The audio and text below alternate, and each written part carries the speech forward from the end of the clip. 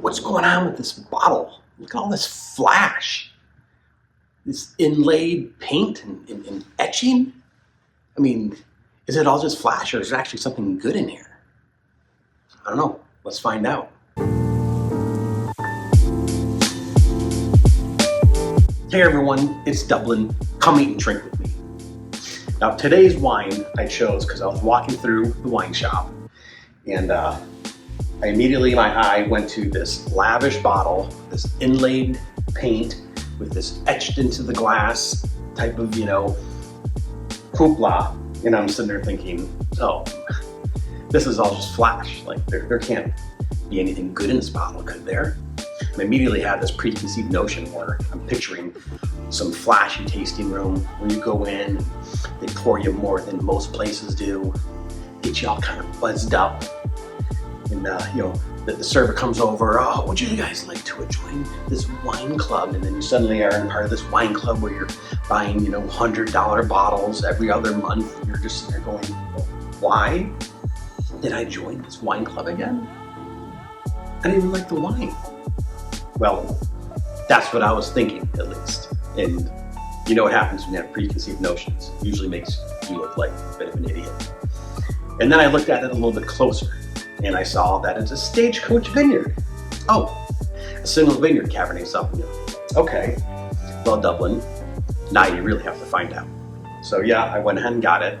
I did what I do best, and I decided I'm gonna go and try something new because I'm really curious about this. And I'll tell you why. The first time I had a Stagecoach Cabernet Sauvignon was from a 2002 Krupp Brothers Stagecoach Vineyard. And let me tell you, I laid that bad boy down for about 10 years, and to this day, it's probably one of the best Cabernet Sauvignons I've ever had out of Napa Valley. Absolutely stunning, layers of complexity, beautiful extraction, just a perfectly made wine.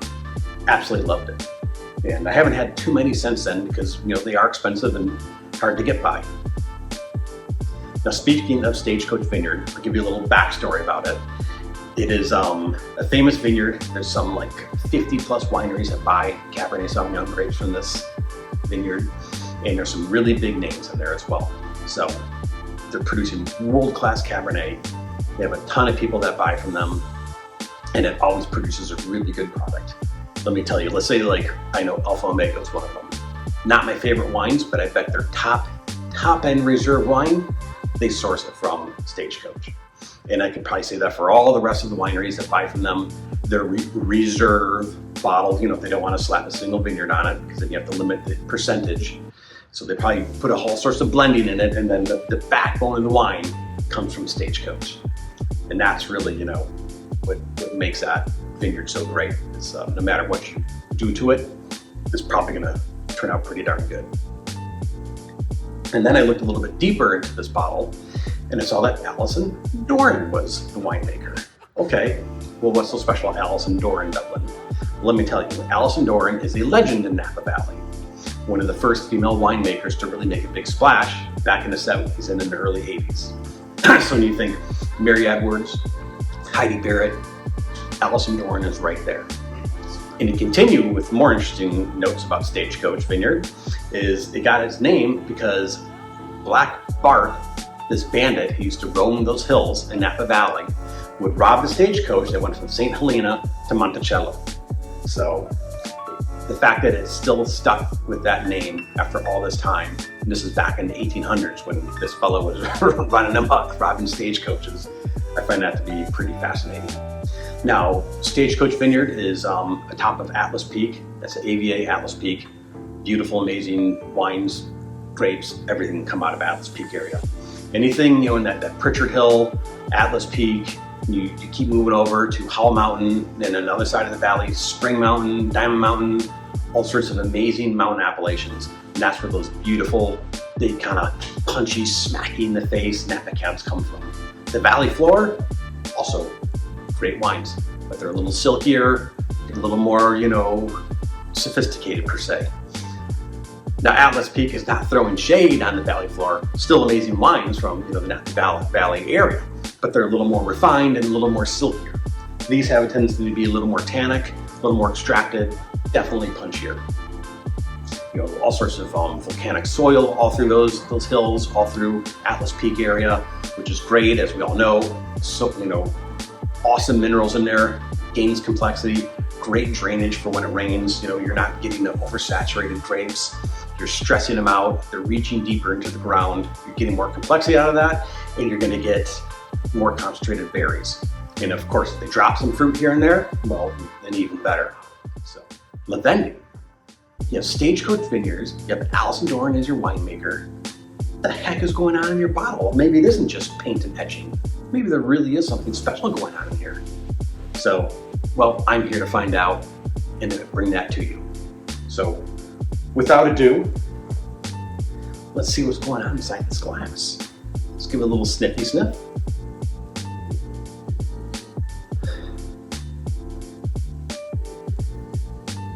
Right away, I wouldn't say that this is exactly jumping right out of the glass. It's not one of those noses, which is not necessarily a bad thing, but for my preference, I like, a big nose. A little bit of kind of like espresso notes coming through, some chocolatiness, maybe a touch of raisin. And then you move right into some, I would say the predominant factor here is some nice black fruits. You get some raspberry, some kind of like black cherry, some cassis, a little bit of plumminess in there. You have a nice cassis. It's kind of a little bit like the cherry chocolate, a little like the chocolates with like the cherry inside. A little bit of that going on, but not that like overwhelming alcohol kind of scent coming out.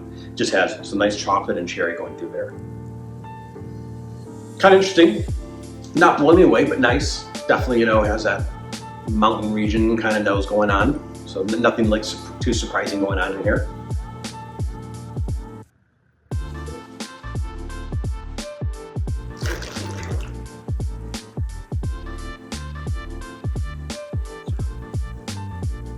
Wow, definitely some grip on there. Whew, right away, some pucker, some nice acidity coming through.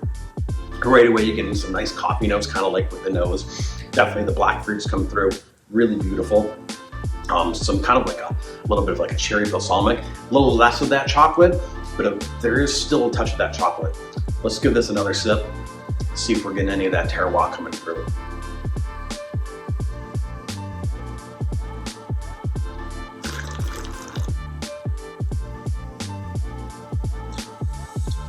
Oh yeah. Yeah, definitely on the second sip, you're getting a little bit of that leather. I would definitely say kind of like a bramble mix with kind of like a little bit of like slate or like graphite type of components coming through, and that's like really on the finish. Mid palate, you're definitely getting those black fruits, and then on the finish, you're getting some nice complexities of that graphite and a little bit of that chocolate and some bramble mix. Really, really kind of nice. I wouldn't say this is quite as punchy and overly extracted as I was expecting. I've had some Hollow Mountain wines that are just absolutely bohemous and almost like unapproachable young, where this wine, as much as it has like a nice tannic grip, I wouldn't say that it's overpowering at all.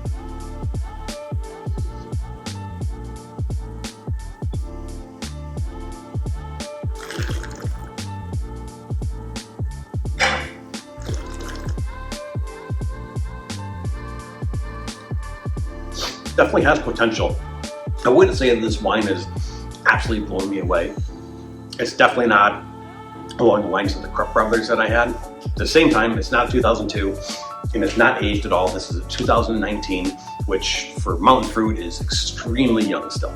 This needs another 5 years just to kind of see like what's happening, pull the layers back a bit. But if you can cut through the tannins, see what complexity is there, does it have that foundation to build on? Is it worth that $100 price tag?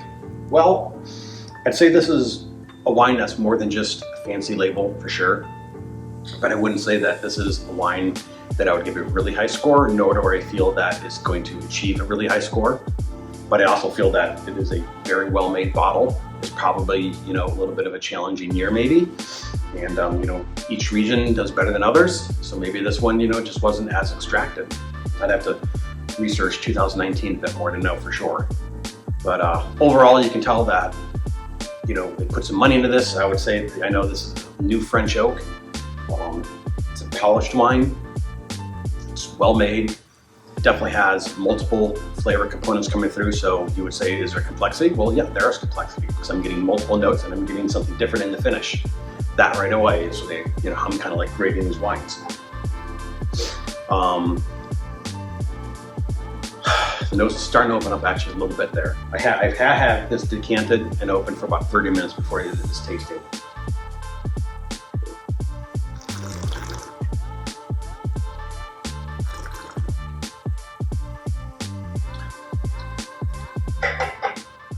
You know what it is? I'm just waiting for that wow factor. I'm waiting to just be like, oh, dang, this is really special. This is really good. Like there's something, just one component of that wine was just blowing me away. And I'm like, yeah, this is absolutely worth that. $100 is more than the wine label, the paint, the etching, all that. But I'm just not getting it. Like it's just falling a little bit short. The finish kind of dissipates a little quicker than I would have expected for, a wine of this price range. For $100, I want it to be special. I want to walk away going, wow, that was really a unique experience, and I'm really happy that I went and tried this wine and then I spent the money on this wine for a special occasion or whatever. I would probably get this, and if I brought this to a table with a bunch of people, they would probably be happy that they're drinking this wine, but I would not have been pleased with saying, this is what I'm bringing to the table for our special event. I would probably pass and choose something else. So would I recommend this for your special birthday? A very significant anniversary or something like that? I would probably say no. If you have the money to go out and try this and you just really enjoy Stagecoach Vineyard and you want to try something new, yeah, go ahead and give this a shot. You're not going to be disappointed. It's not a bad wine. It's just not special. So if you're going to sit there and throw a score on it, I'd definitely be in the low 90s. Probably like a 91, 92-ish. And with age, maybe you can get to a 93. But you're not going to get up there into that 94, 95, 96, really something awesome type of wine. I just don't think it has the bones or the structure for that at this point, nor will it. So overall, I'm glad I tried it.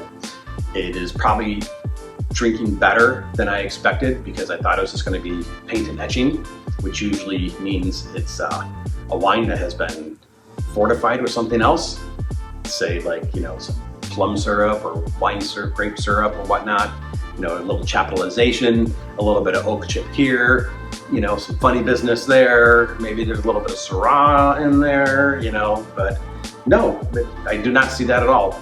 This is just like, a well-made wine, and it's just not one of those wines that is blowing me away, but it's certainly not, tricks and lies. I don't feel like I'm getting manipulated in a tasting room to get into something that I don't really feel like otherwise wouldn't have had I had multiple glasses of this. So I'm glad I tried it, but this is probably going to be a one and done for me. I'm not sure if I'm going to go and try like their other wines because they are all pretty expensive. So I'm going to keep looking, but you know what? I'd say get out there, get yourself a Levendi and find out for yourself because, why not? And you kind of deserve it. So just have a little fun, try something new. Who knows? You may like it way more than I do. Cheers.